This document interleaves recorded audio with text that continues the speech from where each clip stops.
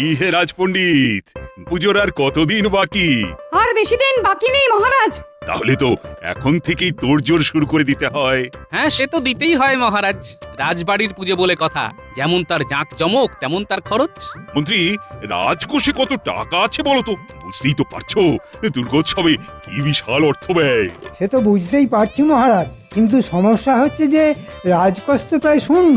সে কি, রাজকোষে টাকা নেই? কিন্তু এবছর তো খুব ভালো রকমের খাজনা আদায় হয়েছে। অস্বীকার করছি না, কিন্তু আয়ের থেকে ব্যয় যে বেশি মহারাজ। এ আবার কিরকম কথা বলছেন মন্ত্রীমশাই? এই কমাসে তো তেমন কোনো বড় রকমের খরচা হয়নি। এই তুমি থামাতে গোপাল, সব ব্যাপারে তোমার ওই অনাবশ্যক নাক গলানোটা বন্ধ করো। এই বাবা, আমি আবার নাক গলালাম কখন? আমি তো সত্যি কথাটাই বললাম। হ্যাঁ, গোপাল তো ঠিকই বলেছে। এই কমাসের মধ্যে তো এমন কোনো বড় রকমের খরচা হয়নি, তাহলে রাজকোষ শূন্য হয়ে যায় কি করে? সব টাকা যে আমি পকেটে পুড়ে দিয়েছি। মানে আপনি কি আমায় সন্দেহ করছেন মহারাজ? দেখো মন্ত্রী, সন্দেহ বিশ্বাস কোনোটাই আমি করতে চাই না। আমি শুধু কালকের মধ্যে পুরো হিসেব দেখতে চাই। এই মরেছে, কালকের মধ্যেই আর দু একদিন সময় দিলে হয় না? না, হয় না। কালকের মধ্যেই এই রাজসভায় তোমায় পুরো হিসেব পেশ করতে হবে, আর এই নিয়ে কোনো টালবাহানা আমি শুনতে চাই না। মনে রাখবে, এটাই আমার আদেশ।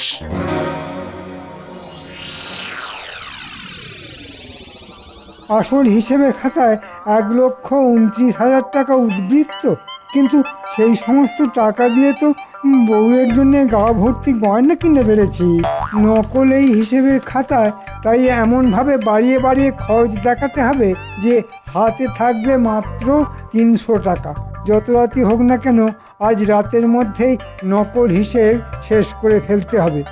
বাবা, আমার নামও মন্ত্রী, এমন হিসেব সাজিয়ে দেব না, মহারাজ কেন, মুর্শিদাবাদের নবাব অবধি আমার হিসেবের কোনো ত্রুটি ধরতে পারবে না। আমার মন বলছে রাজকোষের হিসেবে মন্ত্রী নিশ্চয়ই কোনো গন্ডগোল পাকিয়ে বসে আছে। তাই আজ রাতের মধ্যেই সব হিসেব ওলট পালট করে কাল নতুন খাতা লিখে এনে মহারাজের কাছে পেশ করবে। যাই, রাতের অন্ধকারে একবার মন্ত্রীর বাড়ি গিয়ে উঁকি মেরে দেখে আসি।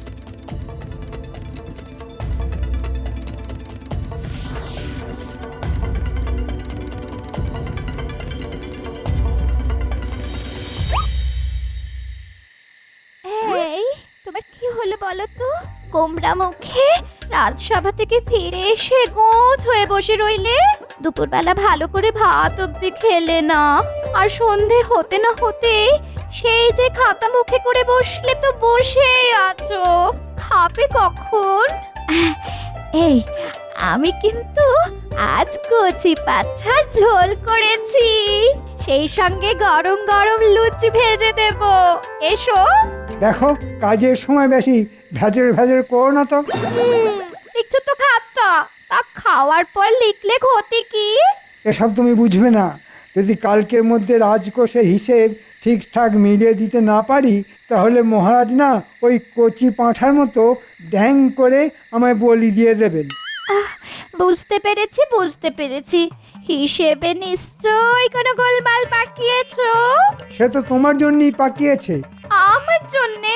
তোমার গা ভর্তি নতুন নতুন গয়না, তারপর দুবেলা কোপ্তা কালিয়া পোলাও, এসব করতেই তো রাজকোষের সব টাকা জলের মতো বেরিয়ে গেছে। আমার জন্যে বেরিয়ে গেছে? ঠিক আছে, আমাকে নিয়ে তোমার এতই যখন সমস্যা, তখন থাকবো না এই বাড়িতে।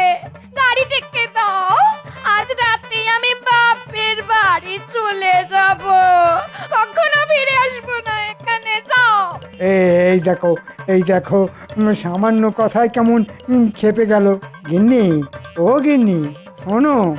না না না, আমি কোনো কথা শুনতে চাই না, চলে আমি যাবই যাবই। এই এমন রাগ করে না, এমন রাগ করে না, করে না লক্ষ্মীটি। ও লক্ষ্মী বলো আর লক্ষ্মী ছাড়াই বলো, আমি চলে যাবই। তুমি চলে গেলে আমায় রেঁধে বেড়ে খাওয়াবে কে? হ্যাঁ, এ কি খাতা কোথায় গেল? হ্যাঁ, আমার হিসেবের খাতা কে নিল? সে আমি কি করে বলবো? সব সব সব কিছু তোমার জন্যে। তোমার মনোরঞ্জন করতে গিয়েই আজ আমি ধনের প্রাণে মারা গেলাম। হায় হায় হায় হায়, কে নিল খাতা?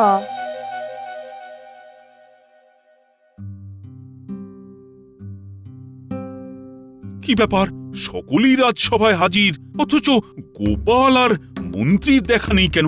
গোপালের চাল গদাই লস্করি, আর মন্ত্রী ভাবছে কি করি কি করি। ওই তো মন্ত্রী এসে গেছে। কিন্তু সাথে তো হিসেবের খাতা দেখছি না। মন্ত্রী, হিসেবের খাতা আনুনি? কি করে আনবো মহারাজ? কাল রাতে চোর এসে আমার ঘর থেকে হিসেবের খাতা চুরি করে পালিয়ে গেছে। সে কি, তোমার ঘরেও চোর? তাও আবার যে সে চুরি নয়, একেবারে হিসেবের খাতা। বলুন তো মহারাজ, কি দিনকাল পড়লো? হ্যাঁ, দিনকাল সত্যি খারাপ পড়েছে মন্ত্রী মশাই, না হলে আমাদের মহামান্য মন্ত্রী মশাইকে জাল হিসেবের খাতা তৈরি করতে হয়। মানে? এই দেখুন, আসল আর নকল খাতা। আসল খাতায় উদ্বৃত্ত রয়েছে 1,29,000 টাকা, আর মন্ত্রী মশাইয়ের তৈরি নকল হিসেবের খাতায় কিন্তু 1 টাকাও উদ্বৃত্ত নেই, উল্টে 10 টাকা ঘাটতি দেখানো হয়েছে। এসব মিথ্যে কথা মহারাজ। গোপাল আমাকে ফাঁসাতে চাইছে। তাই নাকি? কিন্তু হাতের লেখা তো আর মিথ্যে কথা বলতে পারে না। ভালো করে খাতা দেখে বলুন তো মহারাজ, নকল খাতার হাতের লেখা মন্ত্রী মশাইয়ের না আমার? হ্যাঁ হ্যাঁ হ্যাঁ, দুটো খাতার হাতের লেখাই তো মন্ত্রীর। মন্ত্রী, তুমি তুমি এত বড় জোচ্চোর! এতগুলো টাকা তুমি পেটে পুড়ে দিয়েছো। ভুল হয়ে গেছে মহারাজ, কথা দিচ্ছি এমন কাজ জীবনে আর কখনো করব না। এবারের মতো ক্ষমা করে দিন, ক্ষমা করে দিন মহারাজ। ক্ষমা? ক্ষমা? তোমার মতো জোচ্চোরকে ক্ষমা? যাও যাও, 6 মাসের জন্য বরখাস্ত করলাম তোমাকে। হ্যাঁ, এই 6 মাস তুমি রাজসভায় ঢুকতেও পারবে না, আর কোনো রকম বেতনও পাবে না। তাহলে যে আমি না খেতে পেয়ে মরে যাব মহারাজ, না খেতে পেয়ে মরে যাব। মরে যাবে? আর তোমার মরার তো এই শুরু। আজ বিকেলের মধ্যেই তোমায় গুনে গুনে 1,29,000 টাকা শোধ করে দিয়ে যেতে হবে, না হলে তোমার ভিটে মাটি সবকিছু কেড়ে নেব আমি। হ্যাঁ,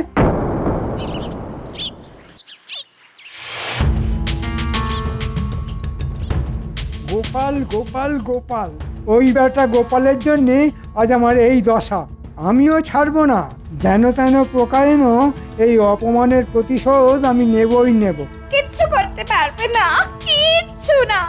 গোপালের যা বুদ্ধি, তাতে ওর কোনো ক্ষতি তুমি করতে পারবে না, এই বলে দিলাম। ছাড়ো তোমার গোপালের বুদ্ধি। আরে, প্রাণটা যদি না থাকে তাহলে বুদ্ধি আর থাকবে কোথায়? বাবারে বাবা, কি বলছো তুমি? প্রাণ থাকবে না মানে? এটা সময় এলেই বুঝতে পারবে। আরে আরে আরে আরে আরে, কোথায় যাচ্ছো? শোনো শোনো।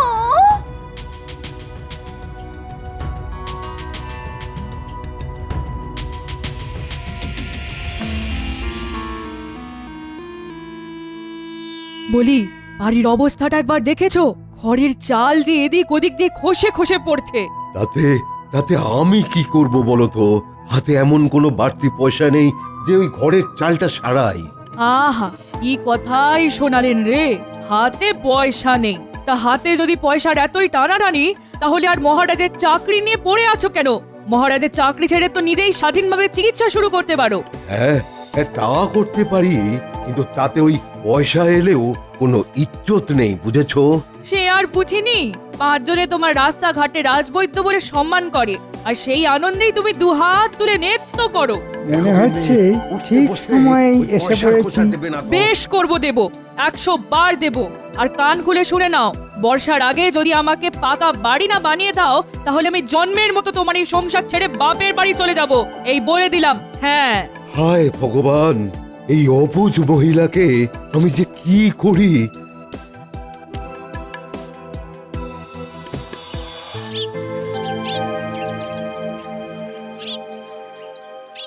একি একি মন্ত্রীমশাই, আপনি আপনি এই সময় আমার বাড়িতে? একটু আড়ালে চলো, কথা আছে।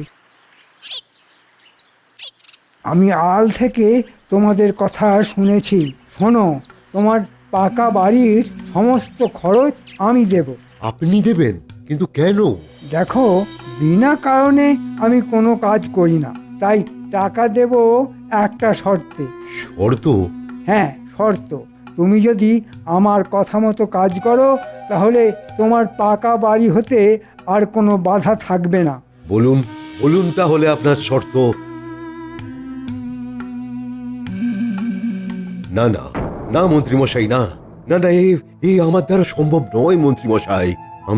আমি বৈদ্য, জীবন দেওয়া আমার কাজ, জীবন নেওয়া নয়। ঠিক আছে, তাহলে এমন এক কাজ করো যাতে হতচ্ছাড়া বেঁচে থেকেও আদমরা হয়ে থাকবে। ব্যাটার না চলবে হাত পা, না কাজ করবে মাথা, আর এইটুকু করে দিতে পারলেই আমি নিজে খুশি হয়ে তোমাকেও খুশি করে দেব। কি, রাজি তো? এটা ঠিক ঠিক ঠিক আছে, ঠিক আছে, আমি রাজি। হ্যাঁ, আমি রাজি।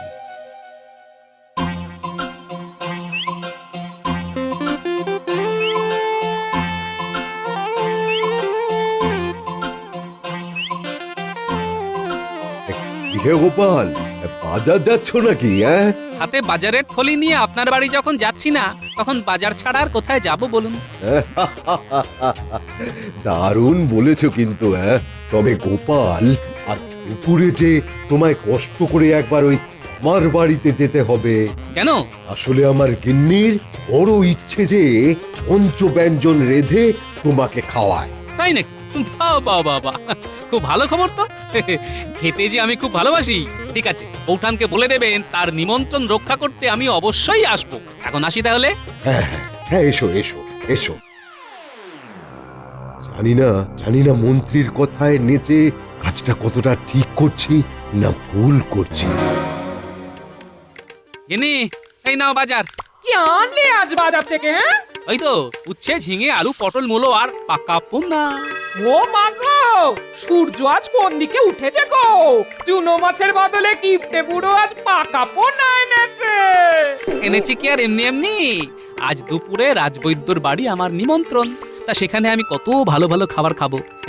তাই ভালোবেসে তোমার জন্য পাকা পোনা এনেছি। বেশ জমিয়ে কালিয়া বানিয়ে খেও। হ্যাঁ হ্যাঁ গা, আমার জন্য তুমি এত ভাবো? হ্যাঁ, সে তো বিয়ের পর থেকেই ভাবি গিন্নি। শুধু দুঃখের কথা, আমার ভালোবাসা মাখানো সেই ভাবনা তুমি বুঝতে পারো না। মরণ।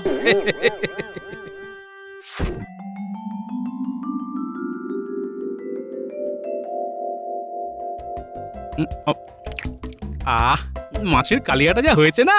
তাহলে আর এক টুকরো মাছ দি? না না বৌঠান, আর না আর না, অনেক খাওয়া হয়ে গেছে, আর পারবো না। পারবো না বললে হবে গোপাল? হ্যাঁ, এখনো তো পায়েস বাকি আছে। এরপরেও পায়েস? হ্যাঁ হ্যাঁ, পায়েস। তুমি তো পায়েস খেতে খুব ভালোবাসো। তা বাসি, কিন্তু এত খাওয়ার পর। না না না না না না, কোনো অজুহাত আমি শুনবো না। আরে আরে, যাও যাও যাও যাও, ওই গোপালের জন্যে ওই পায়েস নিয়ে এসো। যাও যাও। এ কি, শুধু আমার জন্য কেন? রাজবৈদ্য, আপনি পায়েস খাবেন না? আপনিও তো পায়েস খেতে খুব ভালোবাসেন। না গোপাল, না, মনে হচ্ছে আমার রক্তে ওই শর্করাটা একটু বেড়েছে, তাই ওই মিষ্টি খাওয়া একেবারে বন্ধ। নাও নাও নাও নাও, আমার কথা না ভেবে তুমি ওই তাড়াতাড়ি পায়েসটুকু খেয়ে নাও তো। গিন্নি, ও গিন্নি। ও, এসে গেছো? তা কিরকম খেলে গো? হ্যাঁ, প্রচুর খাইয়েছে বুঝলে, মাছ, মাংস, পায়েস। ওহ, শরীরটা একেবারে আইঢাই করছে। এ কি হলো? ধপ করে অমন দাওয়ায় বসে পড়লে কেন? হঠাৎ করে শরীরটা কেমন আনচান করতে শুরু করে দিল। আরে বাবা, বড্ড কষ্ট হচ্ছে যে। মা, এ কি হলো? সুস্থ সবল মানুষটা এমন করে শুয়ে পড়লো কেন? এই এ কি হলো গো? হ্যাঁ গা, শুনছো? এ কি এর তো কোনো সারা শব্দ দিচ্ছে না। এখন আমি কি করি? কি করি? কাকে ডাকি? কাকে ডাকি? ওই তো বিজ্ঞানী যাচ্ছে। ও কি একবার ডাকি? এই যে শুনছেন? আপনাকে বলছে, শুনুন। আমায় কিছু বলছেন? একবার একবার আমাদের বাড়িতে আসুন না, ওনার শরীরটা খুব খারাপ হয়েছে, খুব, একবার আসুন। সে কি গোপালের শরীর খারাপ? চলুন তো দেখি।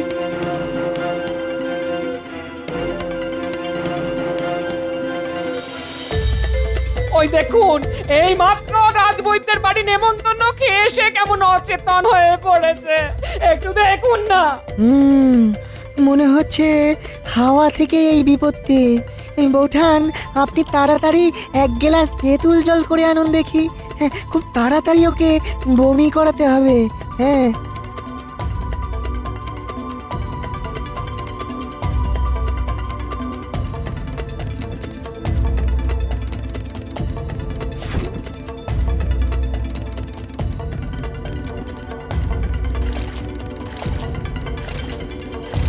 গোপাল, গোপাল চোখ খোলো, চোখ খোলো গোপাল। গোপাল, আমি আমি কোথায়? তোমার বাড়ির দাওয়ায় শুয়ে আছো। ঘাট থাকতে দাওয়ায় শুয়ে আছি কেন? সেসব কথা পরে হবে, আগে এই তেঁতুল জলটা খেয়ে নাও তো। এই খানিকটা বমি হয়ে গেলে সুস্থ বোধ করবে। নাও নাও গোপাল, তেঁতুল জলটা খাও। হ্যাঁ, খাও।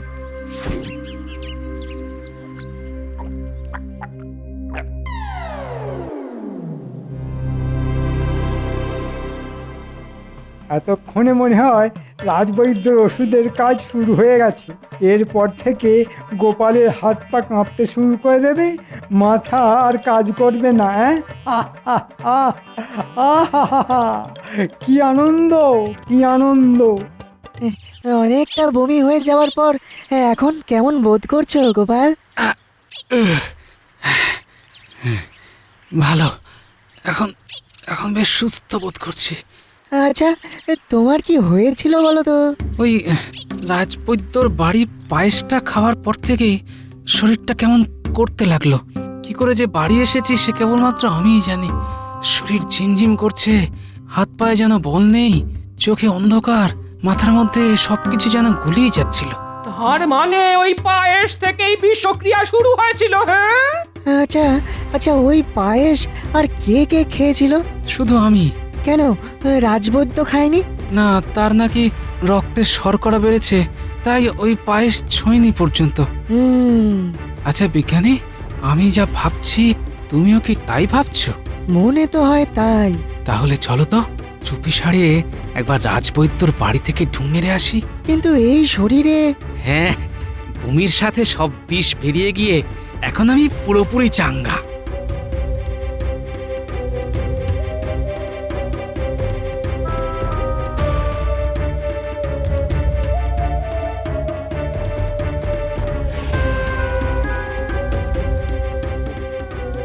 কি গো, কাজ তো করে দিয়েছো, এবার মন্ত্রী মশাই আমাদের পাকা বাড়ি বানাবার টাকা দেবেন তো? হ্যাঁ হ্যাঁ, দেবে দেবে দেবে, ঠিক দেবে। দিলেই ভালো।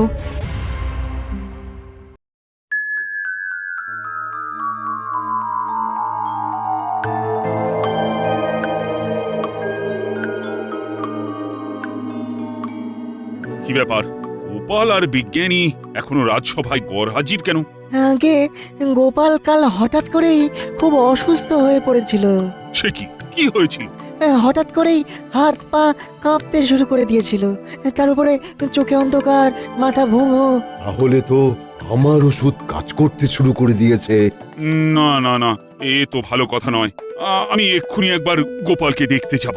রাজবৈদ্য, তুমিও চলো আমার সঙ্গে, গোপালের চিকিৎসার প্রয়োজন। আমিও যাব গোপালকে দেখতে। আমরা সকলেই যাব।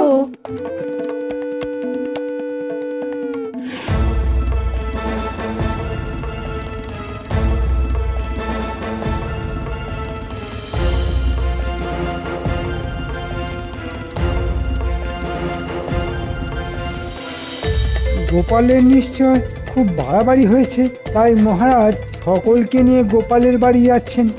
যাই, কাল থেকে রগরটা দেখে আসি। এই যে, কেমন আছো গোপাল? কাল তো প্রায় মরতে বসেছিলাম, কিন্তু তেঁতুল জল খাইয়ে বিজ্ঞানী আমায় বাঁচিয়েছে। যাক বাবা, নিশ্চিন্ত হলাম। যা, এবারেও গোপালের কোনো ক্ষতি করতে পারলাম না। এই যে নিন মহারাজ। আহা, এসব আবার কেন? কাল আমার কত বড় একটা ফাঁড়া কাটলো বলুন তো, তাই আজ একটু মিষ্টি মুখ আপনাদের করতেই হবে। আমি তো মিষ্টি খাবো না, আমার রক্তে যে ওই শর্করা। সে তো পায়েসে, পাতলা রসে বানানো এইটুকু রসগোল্লা খেলে কিচ্ছু হবে না। নিন নিন, খান খান।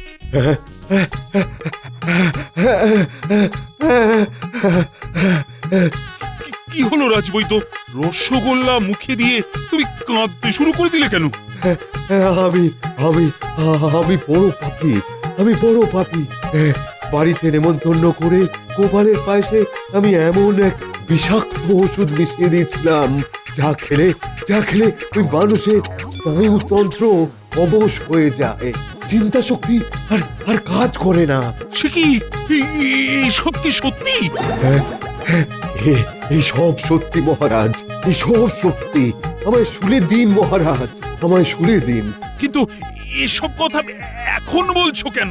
আসলে ওনার রসগোল্লায় আমি এমন এক আড়ক মিশিয়ে দিয়েছি যে যেটা খেলে মানুষ তার পাপের কথা হড়হড় গড়গড় করে বলে ফেলে। আর গোপালের কথা মতো ওই আরক আমি এনে দিয়েছিলাম। কিন্তু রাজবৈদ্য কেন করেছিলে এই কাজ? ওই মন্ত্রী মশাই আমাকে এই কাজ করতে বলেছিল মহারাজ।